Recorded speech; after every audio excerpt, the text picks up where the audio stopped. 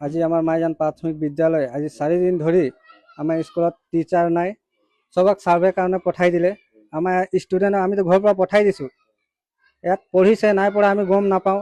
4 দিন ধৰি আজি আমি গম পাইছোঁ যে ছাৰ ইয়াত নাই বুলি। আমি কেইজন আমাৰ মাইজান প্ৰাথমিক বিদ্যালয়ৰ কমিটি আহি আমি তেনেকৈ পঢ়াও নাই, আমি মেট্ৰিক পাছো নাই। ক'ব গ'লে আমি 2-3টা যি পাৰিছোঁ ষ্টুডেণ্টক দেখুৱাই দিছোঁ, শিকাই দিছোঁ। আমাৰ হৈছে নাই হোৱা আমি নিজে গম নাপাওঁ। আমাৰ মূল প্ৰশ্ন এইটোৱে হ'ব যে আমাৰ কি আদিবাসী বা চাহ বাগানীয়া ল'ৰা ছোৱালী ইয়াত কি পঢ়াৰ অধিকাৰ নাই নেকি? যে আমাৰ ইয়াত টিচাৰ এটাও নাইকিয়াকৈ চবক বাহিৰ জেগাত চেঞ্চাছ কৰিবৰ কাৰণে লৈ গৈছে। তাৰমানে আমাৰ ল'ৰা ছোৱালীক আৰু এক্সাম পাবলৈ হৈছে। ছেপ্টেম্বৰ মাহত এক্সাম আছে, 24 তাৰিখ বা 25 তাৰিখ ভিতৰত এক্সাম হ'ব। যে ল'ৰা ছোৱালীক টিচাৰে দেখুৱাই নিদিয়ে, আমি কেনেকৈ দেখুৱাম যে এইটো আমাৰ স্কুলত এইটো প্ৰশ্ন আহিব বা এইটো এক্সামত এইটো কুৱেশ্যন কাটিব বুলি আমি কেনে গম পাওঁ?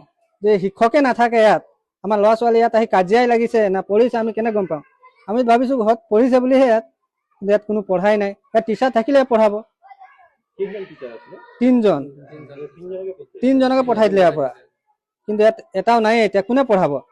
আমিতো চব নাজানো। ক'ব গ'লে আমি ইংলিছটোকে নাজানো ভালকে, অসমীয়া কিছুমান ততৰি পঢ়াই দিওঁ আৰু। ল'ৰা ছোৱালীক দেখুৱাইছো আৰু চব খেলি আছে বাহিৰত, আপোনালোকে নিজে চাই লওক। চব বাহিৰত খেলি আছে, আমি কি কৰিম? নিজে দেখুৱাবলৈ তাৰপিছত গম পাইছে 4 দিন ধৰি ইয়াত টিচাৰে নাই বুলি। সেইকাৰণে আপোনালোকৰ যোগেদি আমি সহায় বিচাৰিছোঁ। কি সহায় পাম চৰকাৰৰ আগৰ পৰা?